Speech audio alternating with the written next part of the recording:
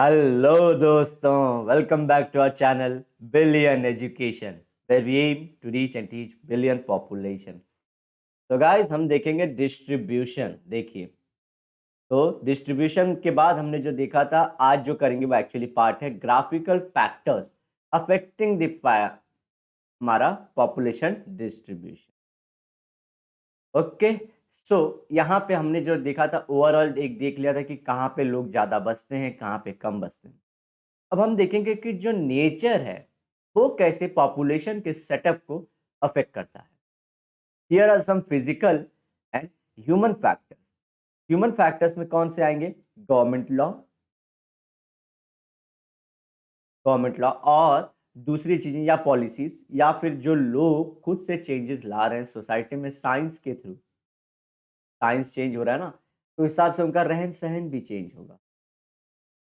चलिए, affecting the distribution of population.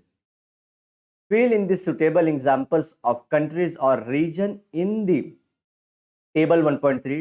Two examples have been solved for your convenience. आपकी भलाई के लिए सॉल्व कर दिया गया है। तो जैसे कि रिलीफ, एग्जाम्पल देना है रिलीफ में, तो हाई डेंसिटी पॉपुलेशन कहाँ पे रहेगी? उन्होंने एग्जाम्पल दे दिया फ्लैट और लो लैंड पे। ठीक है, एग्जाम्पल से गैंगेस प्लेन, और कोई प्लेन का भी नाम दे सकते हो। जैसे गंगा नदी के किनारे बहुत लोग रहते हैं, बहुत बहुत ज्यादा लोग रहते हैं। लो डेंसिटी कहाँ पे रहेगी? माउंटेन्स के ऊपर, जैसे कि हिमालय। इसी तरह से क्लाइमेट, कौन से क्लाइमेट में हाई डेंसिटी में लोग रहेंगे? तो कूल और सूदी, सूदी क्लाइमेट। तो ये सब सारी चीजें हम लोग आगे करने ही वाले हैं। देख सकते हैं आप लोग अवेलेबिलिटी ऑफ वाटर, ये सब सारी चीजें होने ही वाली हैं। तो हम बाद में इसे भरेंगे, वरना आपका वक्त जाया होगा। तो गाइस, पहला फैक्टर देखेंगे फिजिकल फैक्टर, रिलीफ। रिलीफ का मतलब कभी भी ज्योग्राफी में लैंड फॉर्म होता है। लैंड का फॉर्म मतलब क्या माउंटेन है उस जगह पे, या प्लेटू है, या प्लेन है। अब प्लेन में क्या डेजर्ट है या सॉइल है? जो सॉइल है वो फर्टाइल सॉइल है। तो क्या फैक्टर है? फिजिकल। लैंड कैसा दिखता है उसको लैंड फॉर्म बोलते हैं। जैसे कि हम कैसे दिखते हैं, तो ह्यूमन फॉर्म हो गया वो। Population is densely distributed on flat plains and gentle slope. तो जितने फ्लैट होंगे उतने ज़्यादा वहाँ पे चांसेस हैं। और देखिए, कोई एक फैक्टर को सिर्फ और सिर्फ कंसिडर नहीं करना है कि पॉपुलेशन ज़्यादा रहेगा कहीं पे भी।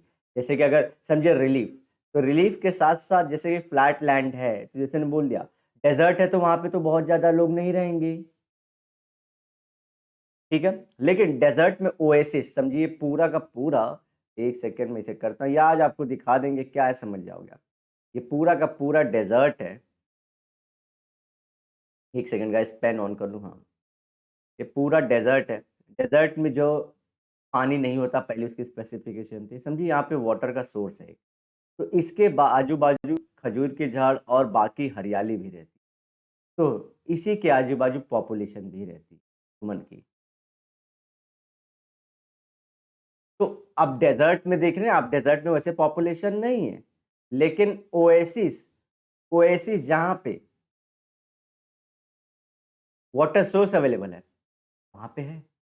तो एक फैक्टर नहीं देखना है। देखिए, पहले फ्लैट लैंड था,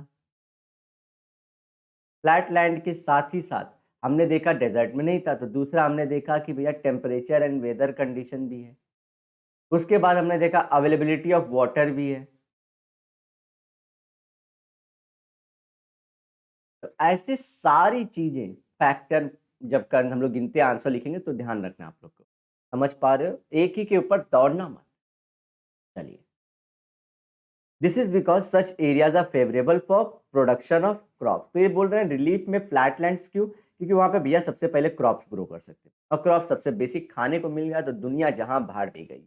इन these area it is easier to build roads and develop industries. तो आप लोग को याद रखना है कि रोड्स, क्रॉप्स एंड इंडस्ट्री, ये तीनों चीजें यहाँ बनाना बहुत इजी है। तो इंडस्ट्री में जॉब मिलेगा, रोड से जाएंगे, एग्रीकल्चर में खाएंगे, तो रिक, याद रख लीजिए। The mountainous and hilly areas tend to be less populated, tend to be मतलब generally, it means if means of livelihood are available, population can be concentrated in few such areas. For example, Dehradun and ले, अगर means of livelihood मतलब जीवन यापन करने की चीजें अगर प्रेजेंट है, जैसे रोटी है, कपड़ा है, मकान है, ऐशो आराम है, तो लोग रहेंगे। अब तो टूरिज्म की वजह से लोग वहां रहेंगे ना, सही बात की नहीं। अब ले में जहाँ पे ठंडी इतनी पड़ती है कि एकदम ठंडी एकदम स्किन को एकदम कर देती है, गर्मी इतनी पड़ती है स्किन को जला देती है। छाँव में रखेंगे तो जैसे कड़कड़ाहट की ठंडी, गर्मी में रखेंगे तो एकदम हड़बड़ाहट की गर्मी, ऐसा है वहां पे। फिर भी लोग जा रहे हैं भैया, फेमस टूरिज्म ऐसी चीज है, human factor. Thus, it can be concluded that the plateaus or mountainous areas are less populated than plains. समझ रहे हैं? चलिए अब क्लाइमेट देखते हैं। दूसरा फैक्टर भी हमको ध्यान रखना है, समझ रहे, जब आंसर लिखोगे आप यूपीएससी एमपीएससी और स्टेट बोर्ड में, सारे को मिला के एकदम एक साथ प्रेजेंट करोगे। Extreme climate such as very hot और कोल्ड डेजर्ट और region with very heavy rainfall are uncomfortable for humans habitation. तो हॉट बहुत है, कोल्ड बहुत है और बारिश बहुत है, रेन बहुत है, तो भैया यहाँ पे ना ना ना, हम नहीं जाए हम नहीं रहे, बारिश में क्यों हम भीगे, तो क्यों भीगेंगे भाई, तो वहां नहीं जाएंगे। They have less population areas with equable climate, equable मतलब बराबर, मजेदार, शानदार, जबरदस्त, जिंदाबाद जो माहौल हो, where there is not much seasonal variation. और सीजनल वेरिएशन नहीं, जैसे कि भैया ज्यादा नहीं रहता, जैसे कि हमारी इंडिया बढ़िया क्यों है भाई, 4-4 5-5 महीने के बाद तो सीजन चेंज होता है। अब ऐसा जहाँ बारिश ज्यादा होती है ना भैया, दिन भर बारिश होती है, फिर अचानक से धूप निकल जाएगी, फिर बारिश, धूप बारिश धूप बारिश, दिन में ही चेंज हो जाता है। डेजर्ट देखिए, रात को बहुत ज्यादा ठंडी कोल्ड, दिन को बहुत ज्यादा गर्मी हॉट, कितना ज्यादा वेरिएशन है, बहुत ज्यादा। यहाँ पे सीजनल वेरिएशन क्या है, बहुत ज्यादा है, अरे बहुत ज्यादा नहीं है। अट्रैक्ट मोर पीपल, ठीक है, यहाँ पे ज्यादा नॉट मच सीजनल वेरिएशन ज्यादा ना हो और वहां पे ज्यादा लोग रहेंगे। मेडिटेरेनियन रीजन्स, जो समुद्र के किनारे हैं, जिसे हम लोग हिंदी में बोलते हैं भूमध्य सागर, ये हमें परेशान करके रखा था कि भूमध्य सागर है क्या, टीचर मैप ही नहीं दिखाते थे, उन्हें भी शायद पता नहीं था। चलिए, where inhabited due to their pleasant climate, हाँ जैसे कि अगला आप लोग यूरोप का मैप देखोगे वर्ल्ड में, तो यहाँ पे ये अफ्रीका है, ये मेडिटेरेनियन सी ऊपर यूरोप है, इधर सऊदी अरेबिया वाले सारी जगह, और यहाँ पे आगे आने के बाद ईरान, अफगानिस्तान और पाकिस्तान से यहाँ हमारा प्यारा सा भारत है, यहाँ पे मेडागास्कर, तो ये जो खाली ब्लू जगह रहेगी यहाँ पे, ये मेडिटेरेनियन सी है। तो यहाँ पे कुछ कारण है कि ये समुद्र के आजू बाजू में क्यों रहने लायक माहौल है। जो मेडिटेरेनियन जोन है, मेडिटेरेनियन जोन मतलब समुद्र के around,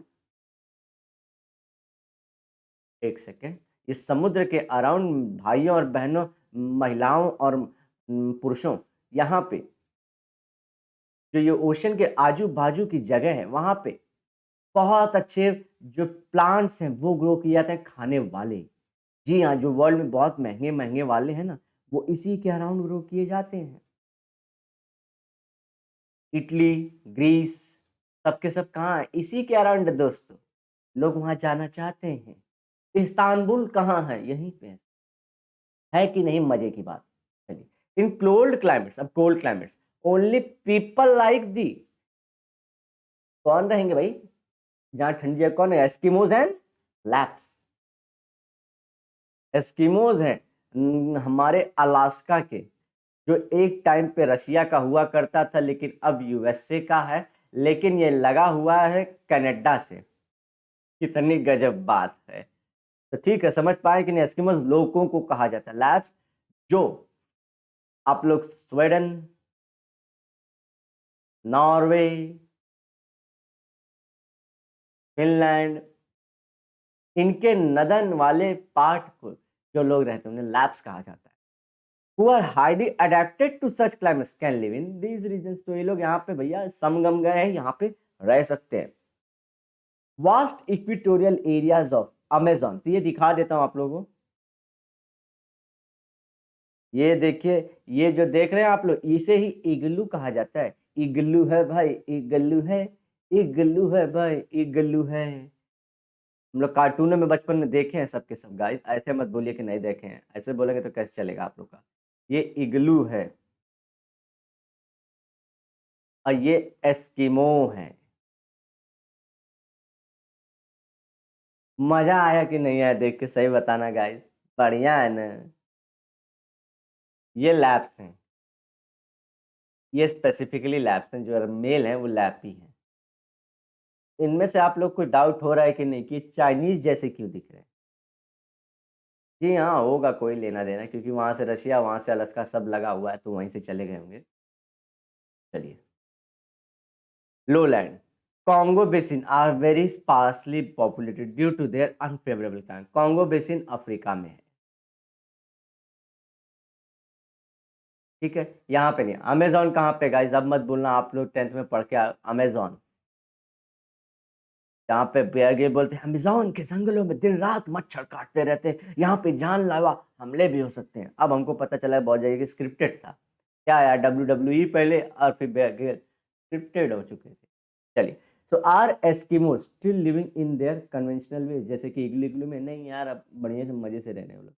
what changes can be seen in their lifestyle, बोला ना मजे से रह रहे हैं यार, ये समझता नहीं है।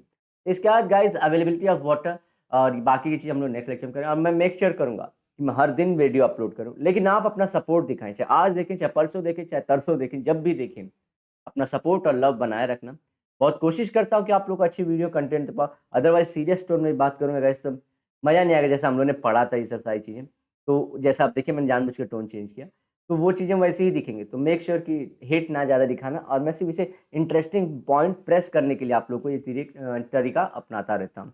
अगर वीडियो अच्छी लगी हो तो जरूर लाइक दबाना, कमेंट कर, अपने दोस्तों में शेयर करिए। शेयर व्हाट्सअप, इंस्टाग्राम, टेलीग्राम, ग्राम ग्राम वाले जगहों पे हमारा किलोग्राम वाला चैनल भेज दीजिए, और जिससे हमारा चैनल किलोग्राम से टन में, क्विंटल में कन्वर्ट हो जाएगा। इस मिलते हैं नेक्स्ट लेक्चर में। Bye bye, have a great and nice day, सायोनारा, लेकिन वादे के साथ मिलूंगा दोबारा।